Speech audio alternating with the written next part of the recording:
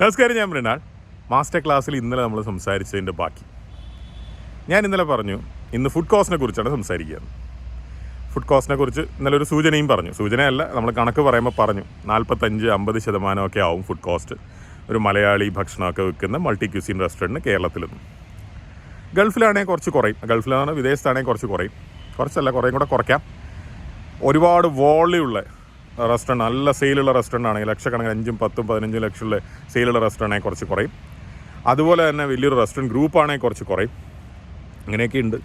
എന്നാലും ഇവിടെ സക്സസ്ഫുള്ളായിട്ടുള്ള 3-4 റെസ്റ്റോറൻറ്റ്സ് നടത്തുന്ന പലരുടെയും ഫുഡ് കോസ്റ്റ് 50%-55% ഒക്കെയാണ് കേരളത്തിൽ. റിയലിസ്റ്റിക്കായിട്ട് എത്രയോ വർഷങ്ങളുടെ എക്സ്പീരിയൻസ് ഉള്ളവരുടെ കാര്യം ആണ് ഈ പറയുന്നത്. പക്ഷേ വലിയ റെസ്റ്റോറൻറ്റ് ഗ്രൂപ്പുകളുടെ ഫുഡ് കോസ്റ്റ് ഒരു 44% നിൽക്കാറുണ്ട്.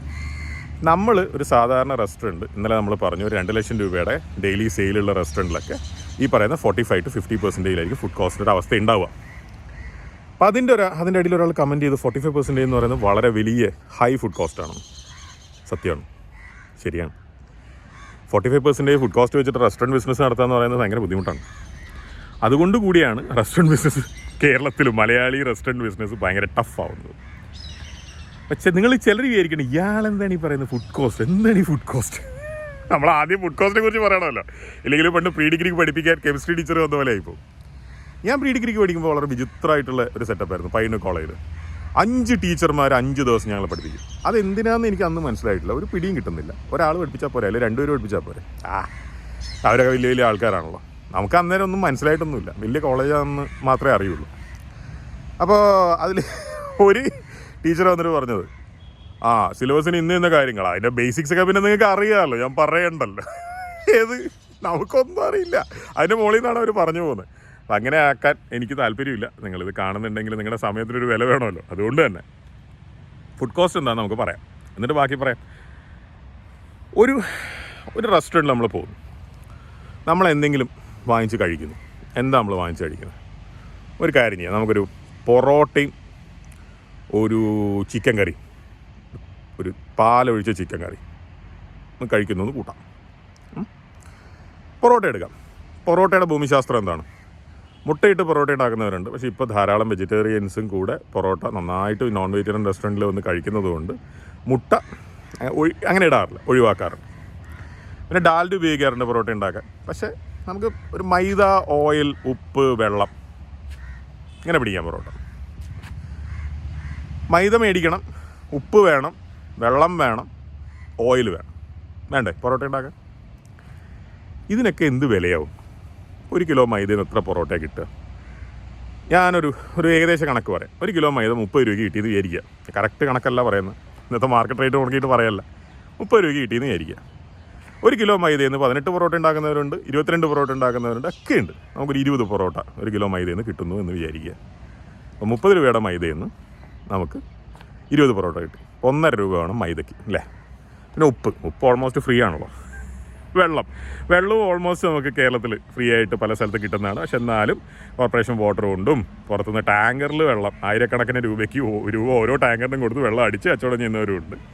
എന്നാലും ഒരു പൊറോട്ടയ്ക്ക് വേണ്ട വെള്ളം നമുക്ക് ഫ്രീ ആണെന്ന് തന്നെ ഏകദേശം കൂട്ടാം. കുറച്ചല്ലേ വേണ്ടൂ. പിന്നെ ഓയിൽ, ഇപ്പം എല്ലാം കൂടെ ഇനിയിപ്പോൾ എല്ലാത്തിനും നമ്മൾ ഒരു പൈസ വെച്ച് കൂട്ടിയാൽ തന്നെ ഒരു 2-2.5 രൂപ അത്രയൊക്കെ ആവുള്ളൂ. ഈ 2-2.5 രൂപയുടെ പൊറോട്ട എനിക്ക് ചുടാൻ ഗ്യാസ് വേണം, അല്ലേ? അപ്പോൾ കമേഴ്ഷ്യൽ ഗ്യാസ് സിലിണ്ടർ വളരെ മനോഹരമായ സാധനമാണ്. വില കൂടിക്കൊണ്ടേയിരിക്കുന്നൊരു സാധനമാണ്. പെട്രോളിൻ്റെ ഡീസലിൻ്റെയൊക്കെ വില കൂടുമ്പോൾ പറ്റിച്ച് പത്രത്തിലെങ്കിലും വരും. കമേഴ്ഷ്യൽ ഗ്യാസ് സിലിണ്ടറിൻ്റെ വില കൂടുമ്പോൾ അതിൻ്റെ ഗാർഹികമാണെങ്കിൽ വരും കേട്ടോ. കമേഴ്ഷ്യൽ ഗ്യാസ് സിലിണ്ടറിന് ആർക്കും പ്രശ്നമല്ല. കാരണം കഷ്ടപ്പാടും യാതനകളും ദുരിതങ്ങളും അനുഭവിക്കാൻ റെസ്റ്റോറൻറ്റ് നടത്തുന്നവരൊക്കെ ഉണ്ടല്ലോ. അവരൊക്കെ ആർക്ക് വേണം? വലിയ മുതലാളിമാരല്ലേ, അവരൊക്കെ കാര്യം നമ്മളെന്തിനാ അന്വേഷിക്കുന്നത്, അല്ലേ? അതെ, പള്ളിയിലെ കാര്യം അള്ളാഹ്ക്ക് അറിയാമെന്ന് പറയും. അപ്പോൾ കമേഴ്ഷ്യൽ ഗ്യാസ് സിലിണ്ടർ 12,000 രൂപയാണ് ഒരു സിലിണ്ടറിന്. അപ്പോൾ അതും കൂടെ കൂടുമ്പോൾ ഒരു പൊറോട്ട ഒരു 2.5-3 രൂപയിലൊക്കെ കിട്ടിയെന്ന് വരും. അത് ഒരു വേറൊരു പാരയുണ്ട്. എന്താണെന്ന് വെച്ചാൽ നമ്മുടെ ഒരു പൊറോട്ട കല്ല്, ഒരു 16 പൊറോട്ട അല്ലെങ്കിൽ 24 പൊറോട്ട, അങ്ങനെ കല്ലിൻ്റെ നീളം വളരെ വ്യത്യാസത്തിലൊക്കെ ഉണ്ടാകും. നീളം വീതിയൊക്കെ വ്യത്യാസത്തിൽ ഉണ്ടാക്കാവുന്നൊരു സാധനമാണിത്. പക്ഷേ സ്റ്റാൻഡേർഡ് സൈസ് 16 പൊറോട്ടയൊക്കെ ഇടാൻ പറ്റുന്നൊരു കല്ല് നിങ്ങൾ കൂട്ട്. അതിൽ 2 പൊറോട്ട മാത്രം ഉണ്ടാക്കുന്നതെങ്കിലോ നമ്മൾ ഗ്യാസിൻ്റെ അടുപ്പിൻ്റെ ഒരു സൈഡ് മാത്രം യൂസ് ചെയ്താൽ പോലും അത്രയും പകുതി സ്ഥലം മുഴുവൻ കത്തിക്കണ്ടേ, അപ്പം അത്രയും ഗ്യാസ് വേസ്റ്റ് ആയി പോകും. പക്ഷെ അതേ സമയത്ത് ഒരു 24 പൊറോട്ടയുടെ കല്ല്, അതിൽ 24 പൊറോട്ട ഇങ്ങനെ വന്ന് വീണുകൊണ്ടിരിക്കുന്നു, അത് എടുത്ത് മാറ്റിക്കൊണ്ടിരിക്കുന്നു, പുതിയ പൊറോട്ട ചുട്ടുകൊണ്ടിരിക്കുന്ന കണ്ടിന്യൂസ് പ്രോസസ്സ്. ഒരു 4-5 മണിക്കൂർ ഡിന്നർ ഇങ്ങനെ പൊറോട്ട ഉണ്ടാക്കിക്കൊണ്ടേയിരിക്കാൻ നോക്കുക, ഒരു സെക്കൻഡ് ഗ്യാപ്പില്ലാതെ. കുറച്ച് ഗ്യാസ് പോരെ, വേസ്റ്റേജ് കുറഞ്ഞല്ലേ. വേസ്റ്റേജ് കുറയുമ്പോൾ നമ്മുടെ ചിലവ് കുറയും അല്ലേ. അപ്പം അങ്ങനെയുണ്ട്. അപ്പം ഗ്യാസും എല്ലാം അടക്കം ഒരു പൊറോട്ടയ്ക്ക് 2.5 രൂപ അല്ലെങ്കിൽ 3 രൂപയാവുന്ന കൂട്ടുക. ഈ പൊറോട്ട ഒരു AC ഒക്കെ ഉള്ള സെറ്റിൽ, അത് ഇന്നലെ പറഞ്ഞ പോലത്തെ ഒരു റെസ്റ്റോറൻറ്റിലാണെങ്കിൽ നമുക്കൊരു 12 രൂപയ്ക്കോ 15 രൂപയ്ക്കൊക്കെ വിൽക്കാം. 3 രൂപയുടെ സാധനം നമ്മൾ 15 രൂപയ്ക്ക് വിൽക്കുന്നു. ഇങ്ങനെ ഉഷാറല്ലേ, എന്താ ലാഭമല്ലേ, യോ സൈക്കിള. അപ്പോൾ 15 രൂപയ്ക്കാണ് വിൽക്കുന്നതെന്ന് കൂട്ടുക. 15 രൂപ, 15ൻ്റെ എത്ര ശതമാനമാണ് 3? 20% അല്ലേ, കറക്റ്റല്ലേ? പൊറോട്ടയ്ക്ക് ആകെ കോസ്റ്റ് 20% ഉള്ളൂ. എന്താ ലാഭം? സമ്മതിക്കണം. 2 പൊറോട്ട 30 രൂപ കൈ കിട്ടി, മൊത്തം 20% കോസ്റ്റ്. ശരി, ഇതിനകത്ത് സാലറിയോ റെൻറ്റോ ഒന്നും പെട്ടിട്ടില്ല കേട്ടോ, ജസ്റ്റ് കോസ്റ്റ് മാത്രമാണ് നമ്മൾ എടുക്കുന്നത്. ഇനി സാലറി റെൻ്റൊക്കെ എന്തുകൊണ്ടാണ് പെടാത്തതെന്നറിയാം. കാരണം 24 പൊറോട്ട ഉണ്ടാക്കിയാലും 2 പൊറോട്ട ഉണ്ടാക്കിയാലും അത് മാറുന്നില്ല. ഫിക്സ്ഡ് എക്സ്പെൻസ് വേരിയബിൾ എക്സ്പെൻസിലേക്ക് അത് വരുന്നില്ല അല്ലേ. അത് ഉൽപ്പാദനം കുറയുമ്പോൾ അതൊന്നും കുറയുന്നില്ലല്ലോ. ഞാൻ മറ്റേ റെൻറ്റ് തന്ന ആളോട് ഞാൻ ഇന്നലെ 2 പൊറോട്ട ഉണ്ടാക്കിയുള്ളൂ, അതുകൊണ്ട് ഞാൻ കുറച്ചേ റെൻറ്റ് തരുള്ളൂ, ഞാനിന്ന് 24 പൊറോട്ട ഉണ്ടാക്കി അതുകൊണ്ട് കൂടുതൽ തരാം, അങ്ങനെ നമ്മൾ പറയാറില്ലല്ലോ. ഒരേ റെൻ്റല്ലേ. സാലറി അങ്ങനെ തന്നെ അല്ലേ. പൊറോട്ടക്കാരൻ നമ്മൾ ജോലിക്ക് വെക്കുന്നു, 2-3 പേരെ. ഒരു പൊറോട്ട ഉണ്ടാക്കിയാലും ഇല്ലെങ്കിൽ അവർക്ക് ശമ്പളം കൊടുക്കണ്ടേ. പൊറോട്ടക്കാരൻ്റെ എണ്ണം കുറയ്ക്കാം, പക്ഷെ ഒരാളെങ്കിലും എന്തായാലും വേണ്ടേ. അപ്പോൾ മൊത്തം ആകെ 25 പൊറോട്ട റെസ്റ്റോറൻറ്റ് ഉണ്ടാക്കുകയും ചെയ്യുന്നുള്ളൂ, ഒരാളെ ഉള്ളൂ എന്ന് വെച്ച് കഴിഞ്ഞാൽ അതൊക്കെ പറഞ്ഞാൽ റെൻ്റ് എന്തായാലും സാലറി എന്തായാലും കൊടുക്കണ്ട. അതുകൊണ്ട് ആദ്യം ഇതിൽ കൂട്ടില്ല. ഇതൊരു വേരിയബിൾ എക്സ്പെൻസാണ് ഫുഡ് കോസ്റ്റ്. അപ്പോൾ നമ്മളിനി കറിയുടെ കാര്യം എടുക്കണം. 20% ഇപ്പോൾ ചിലവ് വന്നുള്ളേ. 30 രൂപ കൈ കിട്ടി, 20% ചിലവ് വന്നുള്ളൂ. കസ്റ്റമറുടെ കയ്യിൽ നിന്ന് 30 രൂപ കിട്ടിയല്ലോ 2 പൊറോട്ടയ്ക്ക്. കറി എടുക്കുമ്പോൾ ചിക്കൻ വേണം, തേങ്ങാപ്പാൽ ഒഴിക്കണം, ഗരം മസാല വേണം, ഗ്യാസ് വേണം, എല്ലാം കൂടായി വരുമ്പോൾ ഈ കറിക്ക് ഒരു 45% കോസ്റ്റ് വരും. കാരണം അത് കുറച്ച് റിച്ച് ആയിട്ടുള്ളൊരു കറിയാണ്. നമുക്ക് ചാർജ് ചെയ്യാൻ പറ്റുന്നതിനൊരു കണക്കുമുണ്ട്. കേരളത്തിൽ ഭക്ഷണത്തിന് വില ഈടാക്കാൻ പറ്റുന്നതിനൊരു കണക്കുണ്ടല്ലോ. ഒരു ചിക്കൻ കറി, ഒരാൾക്ക് കഴിക്കാനുള്ള ഒരു ചിക്കൻ കറിക്ക് 200 രൂപ മേടിക്കാൻ പറ്റുമോ? പാടാ അല്ലേ. ഒരു 150-160 രൂപ വരെയൊക്കെ മാക്സിമം പോവാം അല്ലേ. തേങ്ങാപ്പാൽ പിഴിഞ്ഞെടുത്ത്, തേങ്ങ എന്താ വില എന്ന് നിങ്ങൾക്കറിയാം, പിഴിഞ്ഞെടുത്ത് ഒഴിച്ച്, പിന്നെ പാൽപ്പൊടിയൊക്കെ ഇട്ടിട്ട് ചിക്കൻ കറി ഉണ്ടാക്കുന്നവരുണ്ട്. അത് പിന്നെ ഉടായ്പ് സ്കീമാണ്, അതിലേക്ക് നമ്മൾ പോകണ്ട. ഏത് മാനുമര്യാദക്ക് വളരെ വൃത്തിയുള്ള ഡീസൻ്റായിട്ട് എത്തിക്കലായിട്ട് ചെയ്യുന്ന കാര്യമാണ് ഈ പറയുന്നത്. പാൽപ്പൊടി ഇട്ടിട്ട് കച്ചവടം ചെയ്ത് കഴിഞ്ഞാൽ അധിക കാലമൊന്നും അത് പോകില്ല. പിന്നെ പാൽപ്പൊടി ഇടാൻ പറ്റുന്ന കറികളുണ്ട്, അത് വേറെ പ്രശ്നം, അതില്ല ഞാൻ പറയുന്നില്ല. തേങ്ങാപ്പാൽ പിഴിഞ്ഞെടുത്ത് ചെയ്യുന്നത് തന്നെയാണ് അതിൻ്റെ ഭംഗി, വൃത്തി. ലോങ് ടേമിലേക്ക് അതാണ് നല്ലത്. കസ്റ്റമേഴ്സ് നല്ലത് പറയും, കൂടുതൽ കച്ചവടം കിട്ടും. അതുകൊണ്ട് അത് തന്നെ ആ രീതിക്ക് തന്നെ പോവാം. പൊറോട്ടയും ചിക്കൻ കറിയും വിറ്റ് കഴിഞ്ഞാൽ നമ്മൾ ആവറേജ് നോക്കിക്കഴിഞ്ഞാൽ നമ്മുടെ കോസ്റ്റ് ഒരു 35%, 40% താഴെ ഈസി ആയിട്ട് നിൽക്കും. പക്ഷേ ഇവിടെ പ്രശ്നം വരികയെന്നറിയാം. ഇത് ഡിന്നർ സെയിലാണ് ഞാൻ ഈ പറയുന്നത്. ലഞ്ചുണ്ട്. ലഞ്ചിന് ബിരിയാണി ഉണ്ടാക്കുക. ബിരിയാണി ഉണ്ടാക്കിയിട്ട് ഒരു പായസവും പപ്പടവും പിന്നെ ചമ്മന്തി, അച്ചാർ, 2 പീസ് ചിക്കൻ, നല്ലോണം റൈസ് എല്ലാം ആയിട്ട് ബിരിയാണി കൊടുക്കുമ്പോൾ നമ്മുടെ ഒരു ബിരിയാണി ഉണ്ടാക്കാനുള്ള ചിലവ്, നിങ്ങളൊരു 10-200 ബിരിയാണിയാണ് ഒരു ദിവസം ഉണ്ടാക്കി വിൽക്കുന്നതെങ്കിൽ 85 രൂപ 90 രൂപയാവും.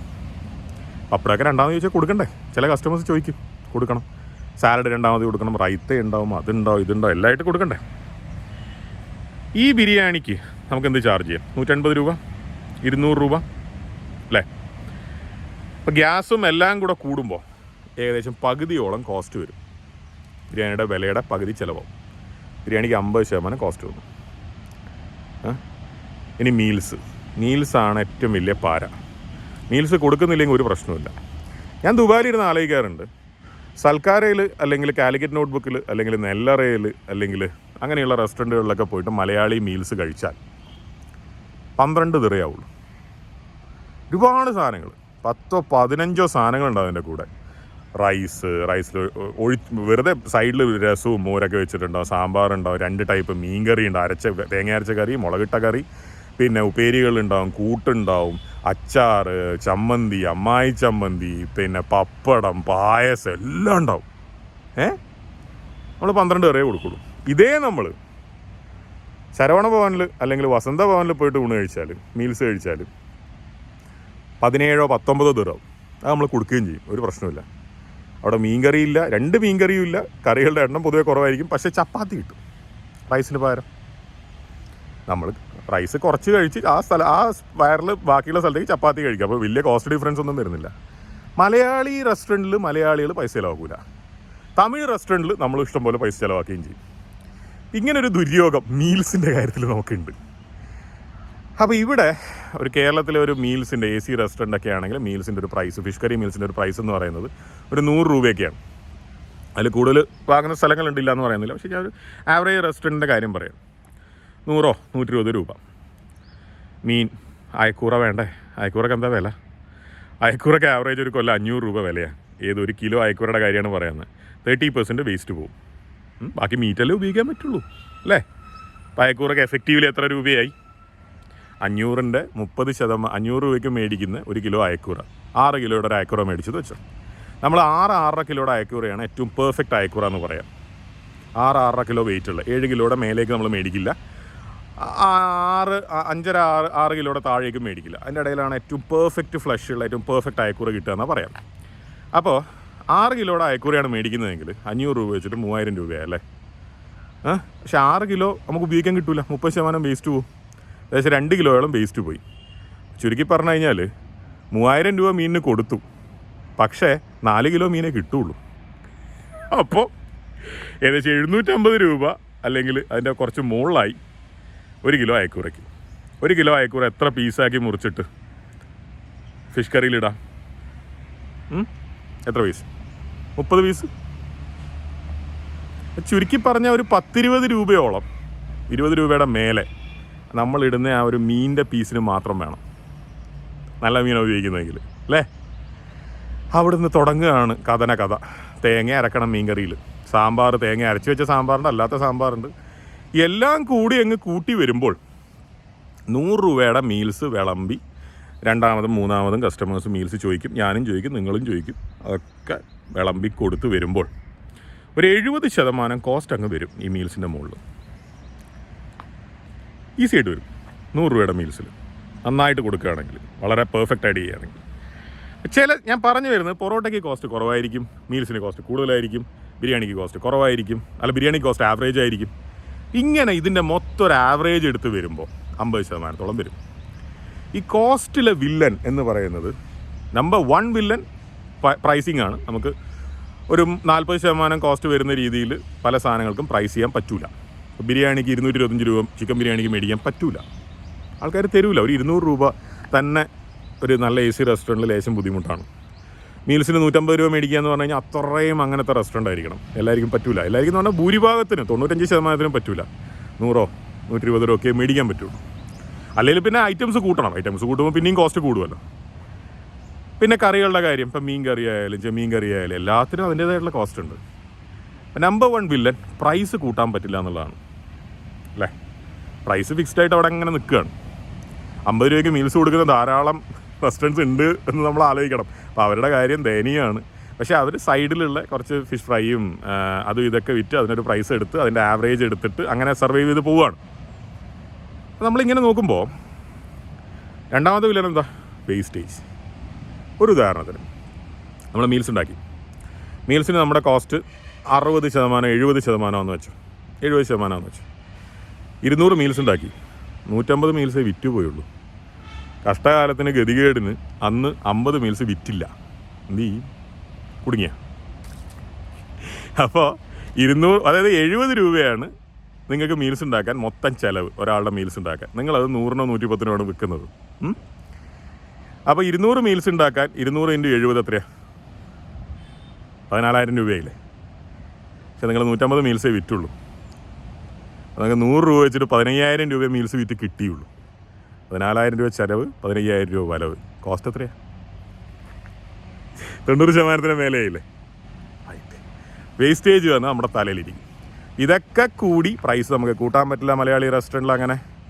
അതുപോലെ വേസ്റ്റേജിൻ്റെ പ്രശ്നം, പിന്നെ നമ്മൾ ഉപയോഗിക്കുന്ന ഇൻഗ്രീഡിയൻസ് നമ്മൾ വളരെ നന്നായി കച്ചവടം ചെയ്യുന്ന അലവലാതി സ്റ്റാറ്റസുകാർക്ക് ഇതൊന്നും പ്രശ്നമല്ല. അവരെന്ത് കാൽക്കി കൊടുത്തിട്ടും പൈസ മേടിക്കും.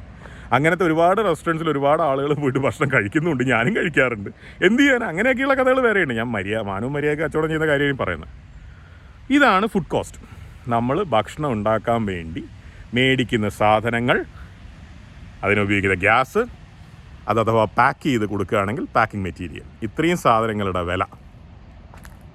ഇതാണ് നമ്മുടെ കോസ്റ്റ് പേഴ്സൻറ്റേജിലാണ് പറയുക. എങ്ങനെയാണ് പേഴ്സൻറ്റേജ് എടുക്കുക?